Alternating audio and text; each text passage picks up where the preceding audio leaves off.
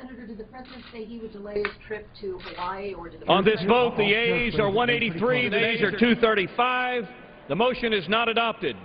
The question is on passage of the bill. Those in favor say aye. Those opposed, no. The ayes have it. Gentleman from Virginia. Recorded vote. Recorded vote is requested. Those favoring a recorded vote will rise. Sufficient number having risen, a recorded vote is ordered. Members will record their votes by electronic device. This is a 5-minute vote.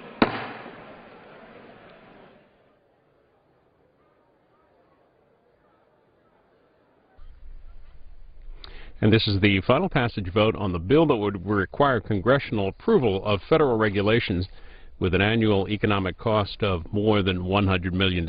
After this, we expect the House to move on to debate on a bill that would bar the sale of certain synthetic drugs. Earlier today in the House, they passed a couple of motions relating to the Conference on Military Construction and Veterans Affairs spending for 2012. That spending conference will happen tomorrow. The joint conference between the House and Senate Appropriations Committee. It's getting underway at 10:30 Eastern. We'll have live coverage for you on cspan.org.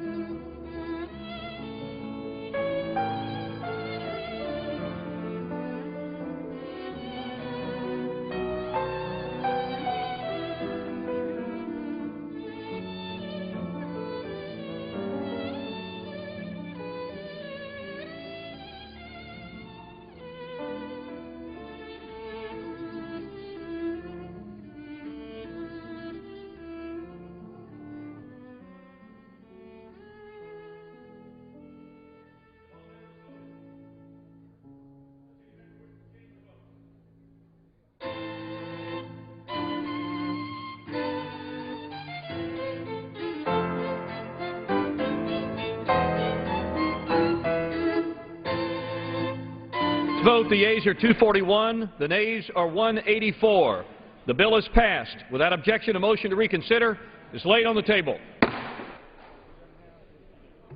Purposes, the gentleman from Florida rise.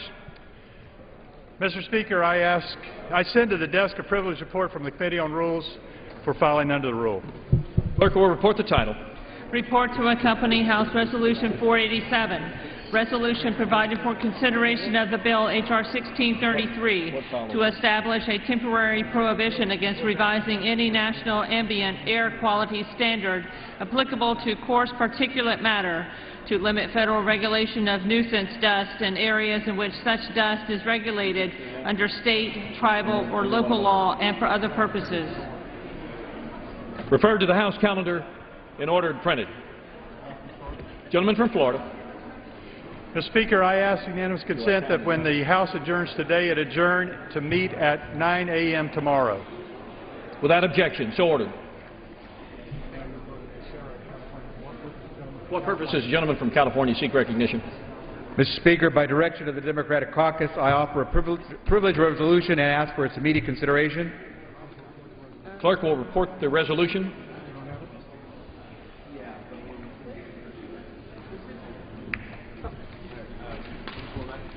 They don't have.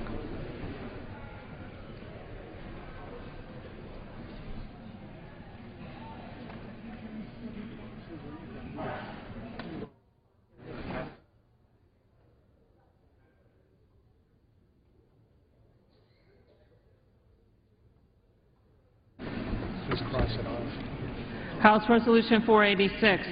Resolved that the following name member be and is hereby Consent that the resolution be considered as read and printed in the record. Without objection, the resolution is considered as read. Without objection, the resolution is adopted. And a motion to reconsider is laid on the table. Monica, you ready for a suspension announcement? This will introduce suspension. Ready? You just read it. No. Pursuant to Clause 8 of Rule 20, the Chair will postpone further proceedings today on the motion to suspend the rules on which a recorded vote or the yeas and nays are ordered, or on which the vote incurs objection under Clause 6 of Rule 20. Any record vote on the postponed question will be taken later.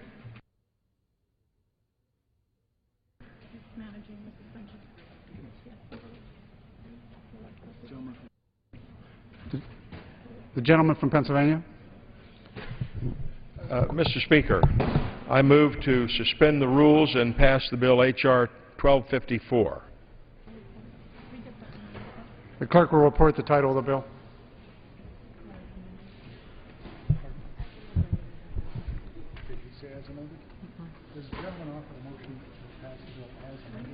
Does the gentleman offer the rule as amended? With an amendment. The clerk will report the motion. Union Calendar Number 196, H.R. 1254, a bill to amend the Controlled Substances Act to place synthetic drugs in Schedule 1. Pursuant to the rule, the gentleman from Pennsylvania, Mr. Pitts, and the gentleman from New Jersey, Mr. Pallone, each will control 20 minutes. The Chair recognizes the gentleman from Pennsylvania. Mr. Speaker, I ask unanimous consent that all members may have 5 legislative days in which to revise and extend their remarks and insert extraneous materials in the record. Without objection. Mr. Speaker, I yield myself such time as I may consume. The gentleman may proceed. Mr. Speaker, H.R. 1254 was introduced by my friend and colleague from Pennsylvania, Representative Charlie Dent, in response to a frightening trend of synthetic drug use in our communities. These synthetic drug substitutes, made from chemical compounds that are sold legally in most states, mimic the hallucinogenic and stimulant properties of drugs like marijuana, cocaine, and methamphetamines. While these synthetic drugs are just as dangerous as their traditional counterparts, they are illegal. Many families and young people in our communities do not realize the destructiveness of these synthetic drugs because of their legal status and their wide availability and often harmless-sounding names, such as bath salts and plant food, both cocaine substitutes. H.R. 1254 would first ban synthetic drugs that imitate marijuana, cocaine, and methamphetamines, and second, allow the Drug Enforcement Administration to temporarily schedule a new substance for up to the 3 years. Currently, DEA can only temporarily schedule a substance for up to 18 months. I would like to thank Congressman Dent for working with the DEA on this important issue, and I would urge my colleagues to support this common sense and bipartisanly supported legislation. I reserve the balance of my time. The gentleman reserves his time. The gentleman from New Jersey. Thank you, Mr. Speaker. I yield myself such time as I may consume. The gentleman is recognized. Mr. Speaker, I'm pleased to support H.R. 1254, the Synthetic Drug Control Act. This bill enjoys bipartisan support in its aim to eliminate commercial availability of harmful synthetic narcotics. Under this proposal, hallucinogenic drugs would no longer be able to hide behind misleading aliases. During committee consideration, I was quite alarmed to hear some of the stories shared by the bill's sponsor, Representative Charlie Dent, as well as other members. Around the country, constituents have been able to utilize synthetic drug products to the detriment of their mental and physical health, and in some cases costing them their lives. Unfortunately, these imitation drugs are not illegal, and there is a critical need to strengthen the federal government's ability to keep these harmful and dangerous drugs off the street. The Synthetic Drug Control Act adds specific synthetic versions of drugs of abuse to Schedule I of the Controlled Substances Act. These designer drugs mimic some of the effects of drugs such as marijuana and can be very unsafe, causing convulsions, anxiety attacks, and dangerously elevated heart rates, among other conditions. Under current authority, the Drug Enforcement Agency has difficulty taking action against these drugs because they've been designed to fall outside existing statutory descriptions of Schedule I drugs. H.R. 1254 will enable the Drug Enforcement Agency to take appropriate enforcement actions to get them off the street and away from our nation's youth. So, Mr. Speaker, I urge my colleagues to vote in support of this legislation, and I hope the way we work together on it can prove a model for our efforts on future legislation. I reserve the balance of my time, Mr. Speaker. The gentleman reserves his time. The gentleman from Pennsylvania. At this time, I yield 5 minutes to the prime sponsor of the legislation, gentleman from Pennsylvania, Mr. Dent. The gentleman from Pennsylvania is recognized for 5 minutes. Thank you, Mr. Speaker.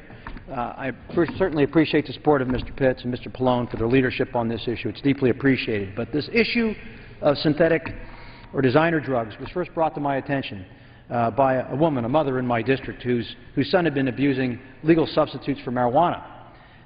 These synthetic cannabinoids, as they're referred to, or synthetic marijuana, affect the brain in a manner similar to marijuana, but can actually be even much more harmful. Synthetic marijuana, or cannabinoids, are just one category of designer drugs. Even more potent substances have properties similar to cocaine, methamphetamine, LSD, and other hard street drugs. These substances are marketed as innocent products like bath salts, plant food, incense, and they're sold under brand names familiar to their users such as K2 Spice, Vanilla Sky, or Ivory Wave. However, these are total misnomers. Designed to facilitate their legal sale, these drugs have no legitimate purpose, period.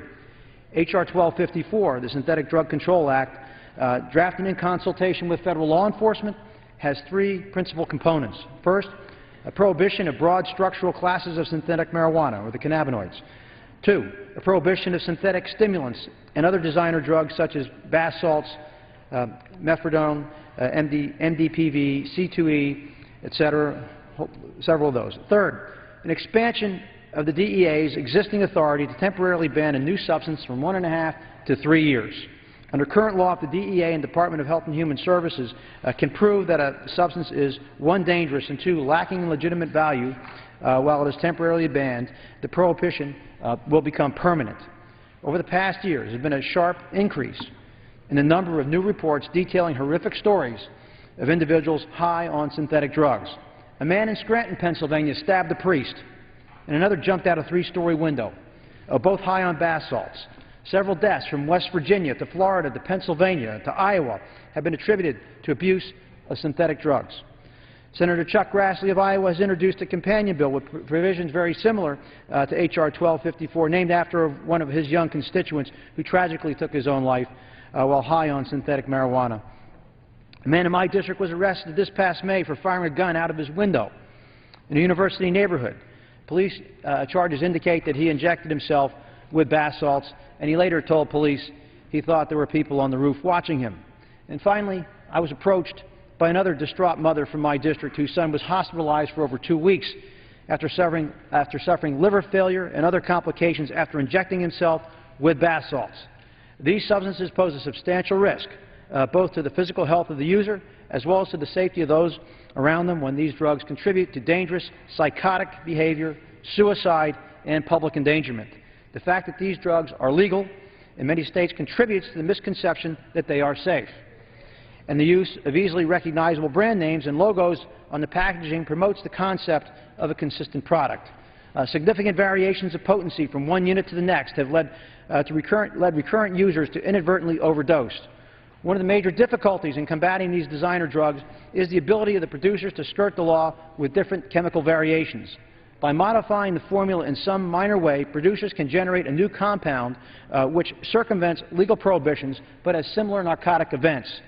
DEA needs enhanced authority to temporarily schedule new variations when they hit the market, and they usually hit Europe first, then they enter the United States. A growing number of states, including Pennsylvania, have enacted bans on many forms of synthetic drugs, but federal action is necessary to prevent these drugs from being obtained by simply crossing state lines or increasingly ordering them over the Internet. I believe over 30 states have passed bans, if my memory serves me correctly. State-by-state differences in which individual substances are controlled and how strongly makes for a confusing legal patchwork, and federal legislation certainly will facilitate enforcement. The U.S. Department of Justice announced its support of H.R. 1254 as amended by the House Judiciary Committee in a letter dated September 30th, 2011, and I would submit that for the record. I also want to point out, too, that the American College of Emergency Physicians, who note the devastating physical and psychotic effects of these drugs, have also endorsed this bill, and I think that's quite significant as well. Finally, go to a hospital like Children's Hospital of Philadelphia, they'll tell you they get a case every day with individuals who are suffering from these particular drugs. And a year ago this time they probably got no calls. Now every day, and that's not just typical in Philadelphia but throughout the country. I urge my colleagues to support this legislation. You will also hear some folks here today who might actually argue that that medical research will somehow be impeded. Nothing could be further from the truth. This legislation does not in any way impede medical research, and I'd be happy to get into that at some point. My time has expired. The gentleman's time has expired. The gentleman from Pennsylvania, Mr. Pitts, reserves his time. Mr. Speaker, I'd like to yield now 1 minute to the gentleman from Maine, Mr. Michaud. The gentleman from Maine is recognized for 1 minute. I thank the gentleman for yielding. Mr. Speaker, I rise today as a co-sponsor and a strong supporter of this bill. The spread of synthetic drugs like bath salts have quickly reached crisis level in many communities throughout our country. This year in Maine, the Bangor Police Department has responded to hundreds of bath salts-related incidents. In October, I organized a meeting of local, county, state, and federal law enforcement officials to discuss the spread of bath salts in our state. The message they shared with me was clear, and the message they shared with the ONDCP Deputy Director Ben Tucker was also clear. We need to give our law enforcement officers more tools to combat this epidemic.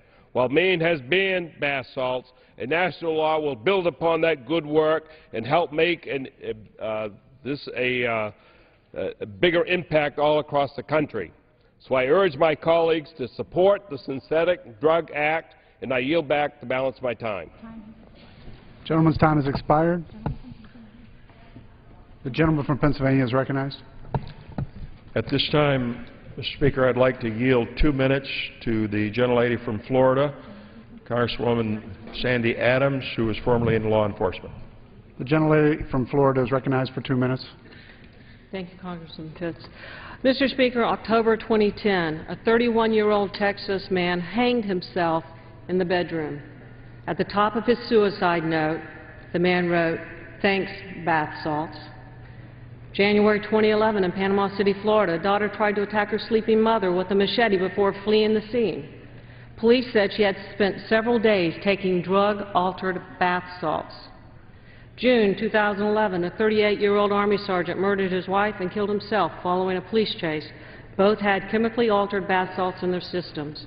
Later in the day, the couple's 5-year-old son was found dead with a plastic bag over his head and bruises on his body. Horrific cases just like these have been documented across the country. These incidents led many states, including my home state of Florida, to outlaw these often dangerous and deadly substances. Earlier this year, I introduced legislation to add MDPV and methadone, chemicals added to bath salts, to induce a drug high to Schedule I of the Controlled Substances Act. These substances are not marketed for human consumption. This also is why I have joined Representative Charlie Dent in his work to bring H.R. 1254, which includes the bill I introduced in April, to the floor today.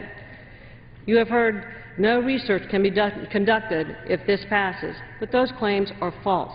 They can be conducted. Research is and will continue to be done on Schedule I chemicals. Just listen to the ER doctors and the poison control centers who have both asked for this bill, who both want this bill to save lives. Too many lives have been lost and too many violent acts have been already committed due to these drugs. These dangerous substances are being packaged and marketed to our children, by using innocuous names like Ivory Snow, Bliss, Vanilla Sky, bath salts, drug-altered bath salts. Today I urge support for H.R. 1254. Let's get these substances off the streets and out of the hands of our children. Gentlelady's time has expired. The gentleman from Pennsylvania reserves his time. Mr. Speaker, I would ask unanimous consent that the remainder of the minority time for debate on H.R. 1254 be controlled by Mr. Scott of Virginia from the Committee on the Judiciary. Without objection, the gentleman from Virginia will control the time. Thank you, Mr. Speaker, and I thank the gentleman for yielding, and I yield myself 2.5 minutes. The gentleman is recognized for 2.5 minutes. Thank you, Mr. Speaker. Mr. Speaker, this bill will place over 40 chemical compounds on Schedule I of the Controlled Substances Act at a time when only 8 of these substances can even be found in the United States. And it does so in a way that circumvents the normal process for scheduling substances and does so without any scientific or medical research or evidence to support it. Congress has a process for placing substances on drug schedules. The Criminal Code sets forth a process that the Attorney General and the Secretary of Health and Human Services must engage in to determine the propriety of scheduling substances. The Secretary must conduct a scientific and medical evaluation and provide recommendations about whether the substances being analyzed need to be controlled. And this needs to be a scientific study, not a compilation of anecdotes. And there is a mechanism for addressing emergencies. In the case where the Attorney General, on his own, determines that there is an emergency, the Code provides that substances may be placed on Schedule I for up to 1.5 years while the evidence is being developed to permanently schedule them. Moreover, the Judiciary Committee, during our consideration, received numerous statements from pharmaceutical and medical researchers imploring us not to hamper their ability to determine possible medical uses of these substances by placing them on Schedule I that makes it illegal to possess these substances without a permit, even for research purposes. This includes promising research on the cure of Parkinson's disease that would be compromised by this bill. Now, even with a permit, the restrictions placed on researchers once they're on Schedule I are unduly onerous. So there are legal uses of these substances. Mr. Speaker, when Congress established a process for the Secretary and the Attorney General to do their due diligence and study the propriety of placing substances on Schedule I, that we've had a very thoughtful process, and if we want to establish good crime policy, we need to follow that thoughtful process. H.R. 1254 circumvents that process, and for these reasons, I urge a no vote on H.R. 1254 and to reserve the balance of my time. The gentleman reserves his time. The gentleman from Pennsylvania is recognized. Mr. Speaker, at this time I would like to yield 4 minutes to the gentleman from Iowa, Congressman Tom Latham. The gentleman from Iowa is recognized for 4 minutes. I thank the Speaker. I thank the Chairman and Ranking Member for the opportunity today. Mr. Speaker, I rise in support of H.R. 1254, the Synthetic Drug Control Act. This bill addresses an alarming danger to our kids that many American families may not be aware of. Many American teenagers are experimenting with synthetic drugs that supposedly mimic the effects of marijuana or other types of drugs. These products that are known as K2, Pure Evil, Cloud9, and other names can often be bought legally at convenience stores or so-called head shops, where they're passed off as incense or bath salts.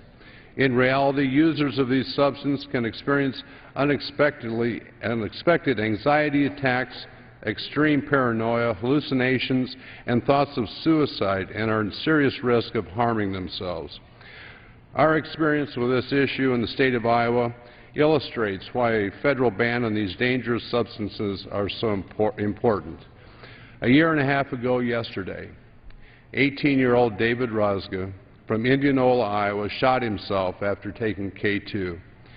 In response to the tragedy, David's parents, Mike and Jan, have led a campaign to outlaw synthetic drugs like K2, testified before Congress about the dangers of the drug, and enlisted the help of their elected representatives in cracking down on the sale and abuse of these substances. My colleagues, we must act on this issue to protect our kids, and the time is now. The threat posed by synthetic drugs is dangerous, and it's growing. In the past 2 weeks alone, there have been several cases where teens were injured or hospitalized after taking synthetic drugs. In Polk County, 3 teens were involved in a high-speed crash after smoking one of these substances. In central Iowa, a teenage boy was hospitalized after taking synthetic drugs and becoming violently ill, having seizures, vomiting, and hallucinations.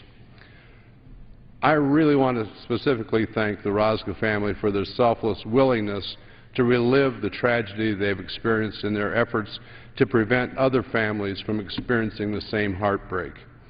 This legislation and other efforts to address this threat to our children would simply not have occurred without the Rosga's courage, strength, and leadership. I'm heartened today that Congress has listened to their message and is taking action. It's time to recognize how dangerous these substances are and ban their sale in the United States by clarifying their status as Schedule I controlled substances. As a co-sponsor of H.R. 1254, I urge my colleagues to support the passage of this most important piece of legislation. I thank the gentleman and yield back. The gentleman from Pennsylvania, Mr. Pitts, reserves his time. Continued reserve. I recognize the gentleman from Virginia. Mr. Speaker, I yield 2 minutes to the gentlelady from California, Ms. Loughran. The gentlelady from California is recognized for 2 minutes. Thank you, Mr. Speaker. We are all opposed to the damage that these drugs can do to the American people, but I have to express my opposition to this bill. My concerns about the bill are its effect on scientific research. When a bill is placed on Schedule I of the Controlled Substances Act, it becomes difficult to obtain, not only for legal purposes, but for researchers who wish to study its pharmaceutical and medical potential. While this may be justified for some drugs, it isn't a restriction that should be implemented rashly. That's because it becomes very difficult for scientists to get permission to obtain these molecules, even for scientific study that we need. For example, in the United States, only 325 researchers have been able to obtain Schedule I licenses at this moment. Congress established a procedure for scheduling drugs and requires a scientific and medical evaluation. This bill would bypass that process and rather than relying on scientific and medical experts. I've heard from faculty at a range of universities, and they share the concerns about the impact. Here's what Warren Heidemann, Ph.D., Professor of Pharmaceutical Sciences and Associate Dean for Research at the University of Wisconsin-Madison said, quote, "The bill is an irrationally simplistic response to a social problem of great complexity.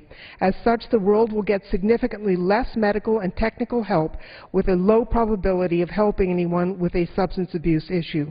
The list is too broad and does seriously restrict what would otherwise be important and easy experiments. Paperwork problems are already a serious campus concern."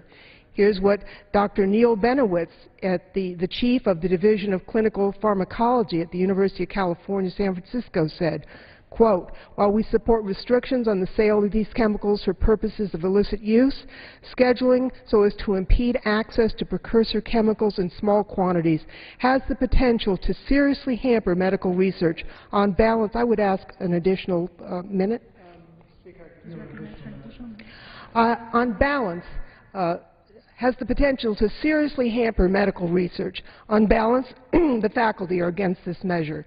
And John Arnold, the faculty director of the Berkeley Center for Green Chemistry, says, "This effort is well-intentioned, but it will cause more problems than it solves." We're all against drugs that harm our people, but we had no hearings in the Judiciary Committee on this, and I think the placing of these molecules on Schedule 1 is evidence of that lack of scholarship. These drugs need to be controlled, but they need to be controlled in such a way that there is no harm done to the vital scientific and medical research that we count on. I join Mr. Scott in urging a no vote on this bill in the hopes that we can come back with a measure that accomplishes the worthy goals without doing damage to scientific research that will save so many lives. And I yield back the remainder of the time. The gentleman from Virginia reserves time. The gentleman from Pennsylvania. Mr. Speaker, at this time I'd like to yield 2 minutes to the gentleman from Pennsylvania, former prosecutor, Congressman Pat Meehan. The gentleman from Pennsylvania is recognized for 2 minutes. Thank you, Mr. Speaker. I rise in support of H.R. 1254 for the very practical reason that as a prosecutor I have seen the impact of what can be done when children are lured to the false promise, the sense that somehow, because this is synthetic, it doesn't present the same kind of danger as the drugs that are often believed to be the most dangerous, the heroines and the cocaines. These are luring kids into the false sense of security. And there's no more, this evidence isn't anecdotal, as had been suggested. I have had the chance to visit an emergency department at one of the leading children's hospitals in the nation, and we have seen a dramatic rise in families who are being affected because their children are coming in and are under the control of these synthetic substances. No less than the College of Emergency Physicians, for that reason, supports this bill. But lastly, let me conclude by the comments that I think we have it backwards.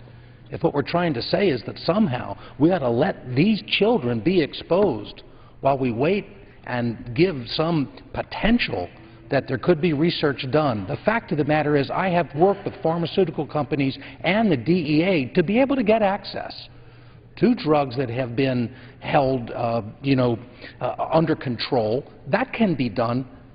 It just needs to work with the DEA. That's the solution, not to put our kids at risk. Thank you, Mr. Speaker. I yield back. The gentleman from Pennsylvania reserves his time. The gentleman from Virginia is recognized. Thank you, Mr. Speaker. Mr. Speaker, I yield 5 minutes to the gentleman from Tennessee, Mr. Cohen.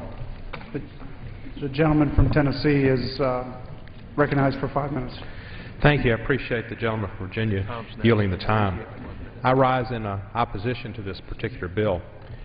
Not that I'm indeed in favor of any of the particular drugs that are here, but just like Ms. Adams, my colleague from Florida, mentioned, the state of Florida has already criminalized it, and many states have, and it's really a state issue. It seems interesting when the subject du jour comes up, the item of the day, that there's a rush to action and forget states' rights. that there is a desire on gun bills to overlook the states and to have a federal law on interstate shipment of guns or interstate transportation of guns by people with permits, and in this situation, drugs that should be criminalized and are criminalized at the state level, and all of a sudden we're doing them more at the federal level. This bill would place more than 40 chemical compounds on Schedule 1, the most punitive and restrictive schedule, without any independent scientific evidence that doing so is necessary or warranted. It is a rush to legislate before we know all the facts. This bill essentially bans these substances without any study whatsoever. I've read the press reports of young people who have been harmed by these substances and others, and I'm very sympathetic, and that's certainly wrong. But we shouldn't legislate on the basis of anecdotal evidence. It's typical of the shoot first, ask questions later approach we have taken to drug policy in this country for decades. Our national drug policy should be driven by science, not politics. We've already gotten a well-deserved reputation here as a do-nothing Congress, but bills like this and our attitudes toward clean air, clean water, global environmental issues has made this the no respect for science Congress as well. The DEA has already taken steps to temporarily place certain synthetic substances on Schedule 1 while it conducts a review. If there is an emergency that requires temporary scheduling the other substances in this bill, the DEA can review them and do that just as well. But we shouldn't circumvent the process established in law. I don't think this is a responsible way to legislate. I know the sponsors of this bill know about the emergency review process, because the bill doubles the length of time a bill can be put on the emergency review on a schedule from 18 months to 3 years. It doubles it. Yet, there's been no hearings or evidence that 18 months was insufficient, none whatsoever. It was just a knee-jerk way to respond to the issue du jour. This is a very serious issue and deserves serious study and consideration before we act, as all bills before Congress should. I fear that this bill continues the misguided policy that we've created toward drugs in this country. Just look at our experience with marijuana, which Congress placed on Schedule 1 in 1970. According to the criteria of the Controlled Substances Act, it supposedly has a high potential for abuse, has no currently accepted medical use and treatment in the United States, and there's a lack of accepted safety for use of the drug under medical supervision. Let's put aside for a minute the question of whether it has a potential for abuse. Certainly there's a lot of evidence that it does not. But I think thousands of people who depend on marijuana to treat the effects of such diseases as AIDS and cancer and glaucoma and multiple sclerosis would take issue with the notion that it has no medical use. And 15 or so states have legalized it for medical use. It increases appetite and eases pain in a way that has helped countless people in the last stages of life. But we treat our approach to drugs as a law enforcement matter, not a scientific matter, and we place marijuana in Schedule 1, the most restrictive schedule. Meanwhile, the scientific community is urging that we reschedule marijuana so we can continue to conduct important research and make it available to those in need. Recently, the California Medical Association called for cannabis to be legalized and regulated, primarily so that scientists can gain access to it and conduct further research. They advocated wider clinical research with accountable and quality controlled production of cannabis. None of this can happen with the tight restrictions we've placed on cannabis. That's exactly the situation we may find ourselves with in substances named in this bill. I know the licenses are available for research into Schedule 1 drugs, but there's no reason to make researchers go through such hoops. It is nearly as easy to get permission to do research on a Schedule 1 drug as it would be to go to the Vatican and ask for a grant to study birth control. We don't know what medical benefits these substances may contain, and we don't know the true risk they pose. Perhaps they belong on a lower schedule, and Schedule 2 would certainly deter young people from using them and others and set a penalty stage. But we have no idea. We've just decided to throw the book and make it Schedule 1. Perhaps they shouldn't be scheduled at all. I suspect they should be scheduled, maybe Schedule 2. But the scientists should decide this, and not politicians. We have no basis to believe they belong in Schedule 1. Haven't we learned from this nation's 40-year experiment with the war on drugs?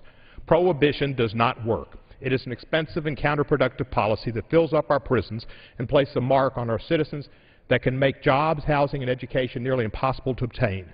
We should focus our efforts on educating young people about these substances, continue to do research about their benefits and risks. Instead of basing our drug policy on science, we're letting it be driven by politics. This bill continues that trend, and regrettably, I must urge its defeat. We need to send this bill back to committee and take a careful, considered review so that Congress... Thank you, sir. Gentleman is recognized. So that we can have Congress make this decision on a scientific basis with help from the scientists. The DEA can use its emergency powers to temporarily schedule these substances while letting the scientific process play out. Let's put science first and politics second. Let's defeat this bill. If we put science first and politics second, maybe we won't be in single figures in the public's mind as an organization that they support and an institution. Part of the 9% level is because we do things sometimes in a rush to judgment and politics and the issue du jour rather than allowing the scientific process and doing what is logically best for our nation prevail. I have to urge the defeat of this bill, and I yield back the balance of my time. The gentleman from Virginia reserves his time. The gentleman from Pennsylvania. Inquire of how much time is left on each side. The gentleman from Pennsylvania has 6.5 minutes. And the other. And the gentleman from Virginia has 6 minutes. And could I inquire of Democrats how many speakers you have left? Mr. Speaker, I would say that I'm prepared to close. Okay, I have 2 speakers, so I'll yield at this time 1 minute to the gentleman from Pennsylvania, Tom Marino, former prosecutor. The gentleman from Pennsylvania is recognized for 1 minute. Thank you, Chairman. Mr. Speaker, I recently co-authored a letter with my colleagues, Representative Sandy Adams and Representative Trey Gowdy, concerning this very issue, and I'd like to read just a paragraph. As of October 4th, 2011, the DEA has 325 researchers conducting research with Schedule I controlled substances. These researchers include research centers and universities who seek to better understand the effects of Schedule I controlled substances. Additionally, as of October 4, 2011, the DEA has 3,983 active registrants who manufacture, research, and conduct chemical analysis with Schedule I controlled substances. In fact, many researchers who could and would conduct research to better understand the compound controlled in H.R. 1254 are already registered with the DEA, which means here would be virtually no impact on ongoing research. Mr. Speaker, as a former prosecutor for 18 years at the state and local level, I've seen firsthand what the disaster this drug causes. And if for nothing else, expired. May I have another 30 seconds?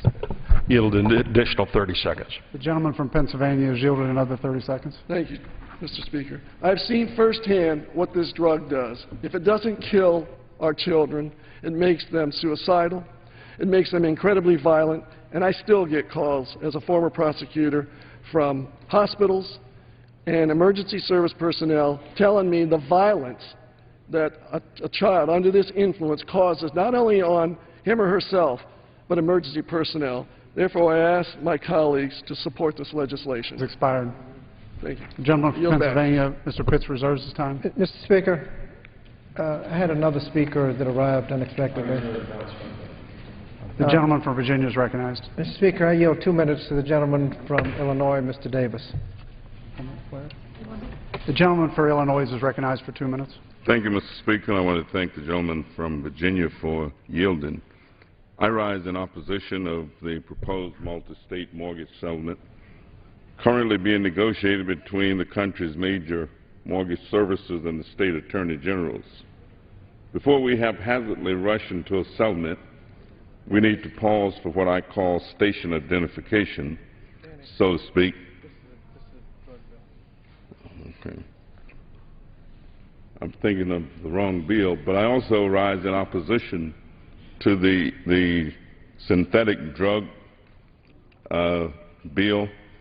That's the one that we're the synthetic. I think there is not enough research. I think there is information still needed. I don't think that we are in a position to allow this action to take place, and so I join in opposition to passage of this legislation and yield back the balance of my time. The gentleman from Virginia reserves his time. The gentleman from Pennsylvania. Speaker, we're prepared to close, so I continue to reserve. The gentleman reserves. The gentleman from Virginia is recognized.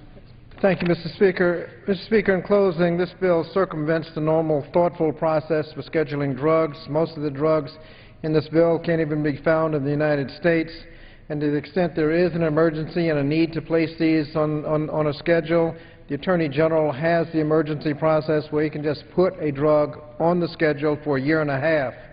Medical researchers have asked us not to pass the bill because it will disturb promising research, particularly on Parkinson's disease, and so they've asked us not to pass this bill.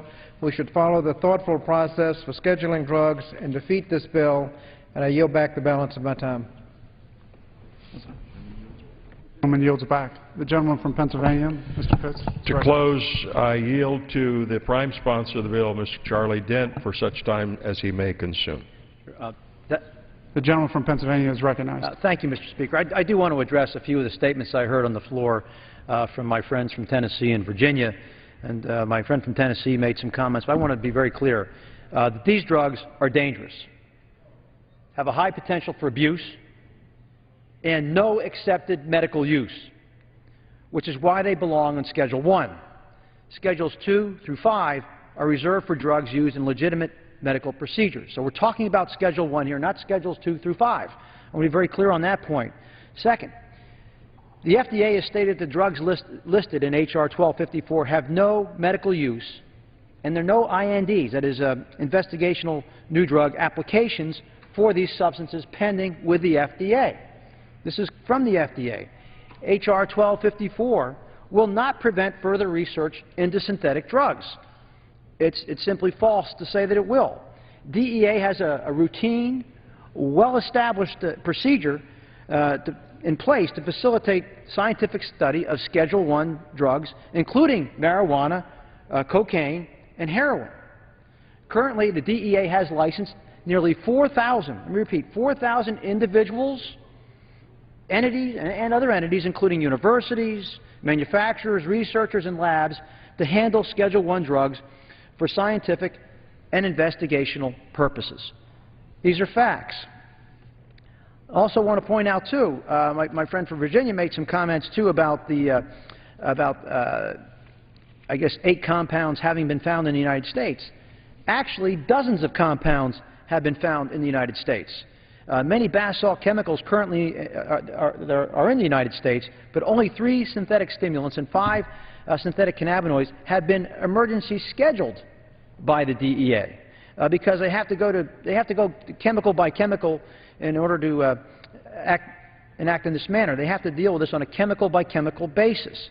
We need Congress to give the DEA the authority to be much more effective and to get ahead of this problem. And we know that these drugs are coming into this country from Europe. That's where they're coming from, are these compounds.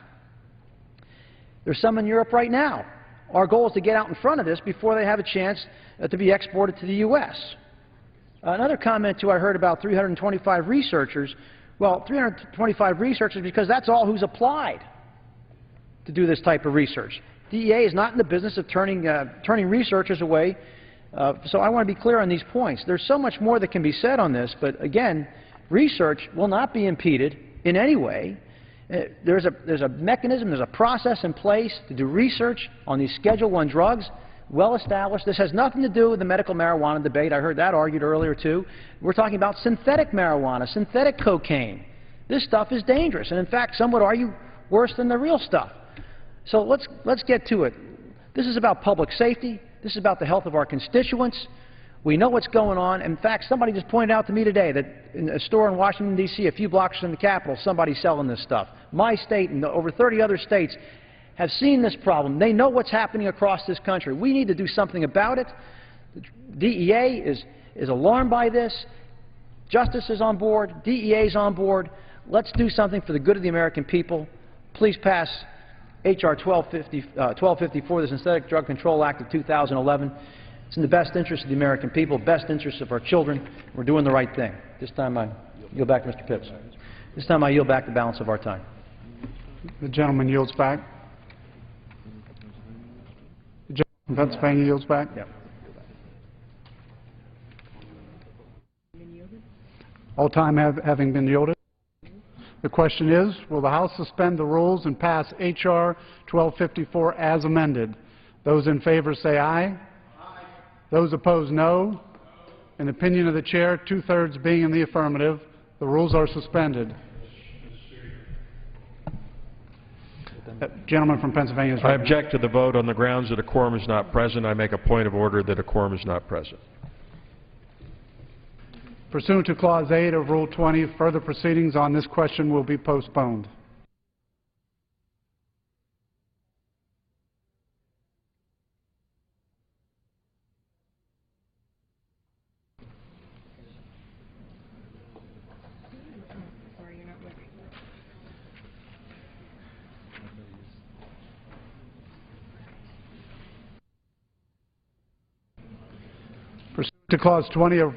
Pursuant to Clause 8 of Rule 20, proceedings will resume on motions to suspend the rules previously postponed.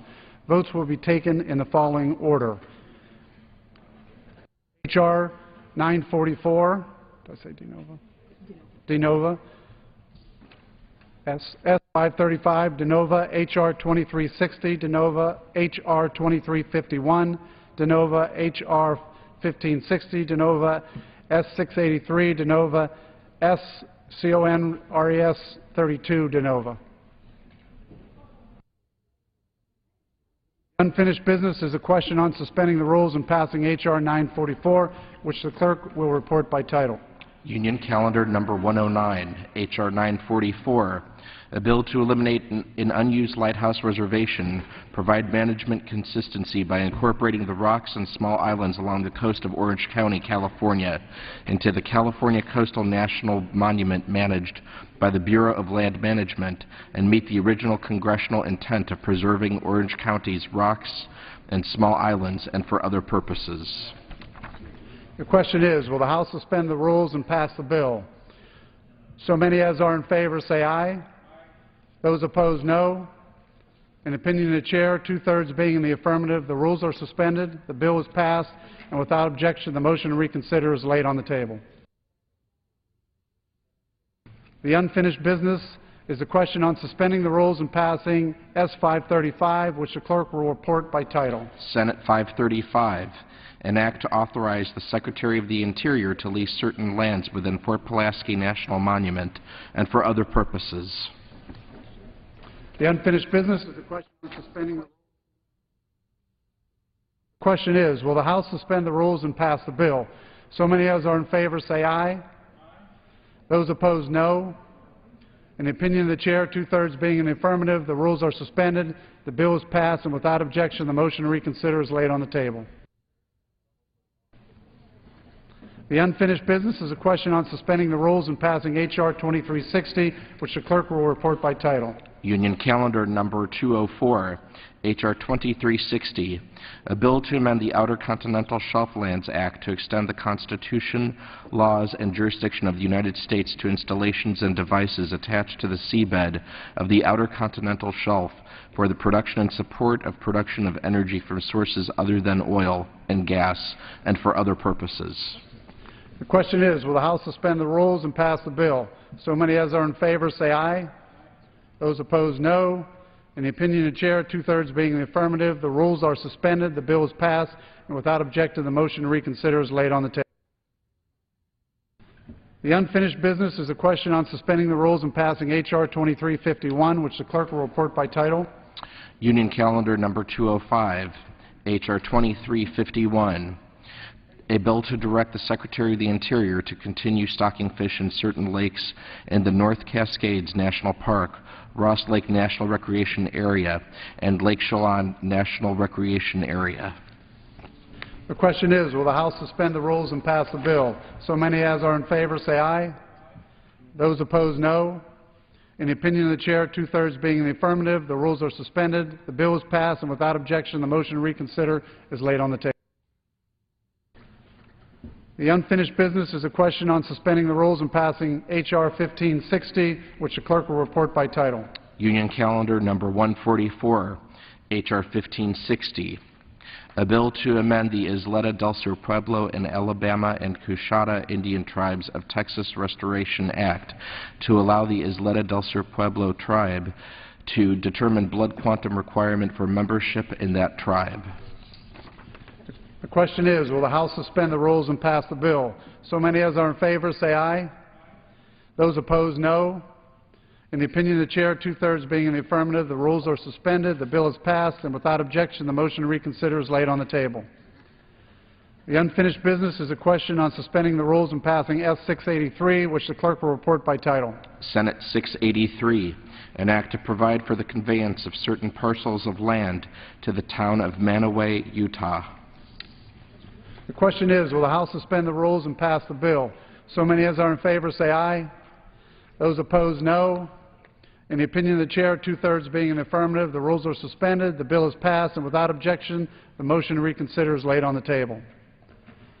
The unfinished business is a question on suspending the rules and agreeing to Senate Concurrent Resolution 32, which the clerk will report by title. Senate Concurrent Resolution 32, concurrent resolution to authorize the Clerk of the House of Representatives to make technical corrections in the enrollment of H.R. 470, an act to further allocate and expand the availability of hydroelectric power generated at Hoover Dam and for other purposes.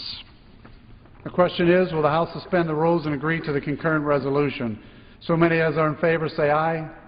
Those opposed, no. In the opinion of the Chair, two-thirds being in the affirmative, the rules are suspended, the concurrent resolution is agreed to, and without objection, the motion to reconsider is laid on the table.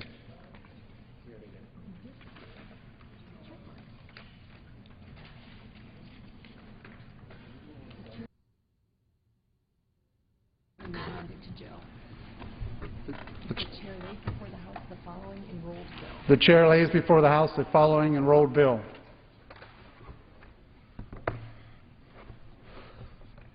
Senate 1639, an act to amend Title 36, United States Code, to authorize the American Legion under its federal charter to provide guidance and leadership to the individual departments and posts of the American Legion and for other purposes.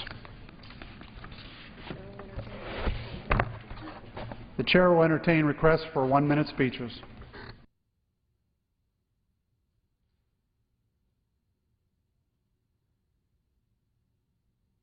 Report before the House the following personal requests. Leave of absence requested for Mr. Nadler of New York for today and Thursday, December 8th. Without objection, the request is granted.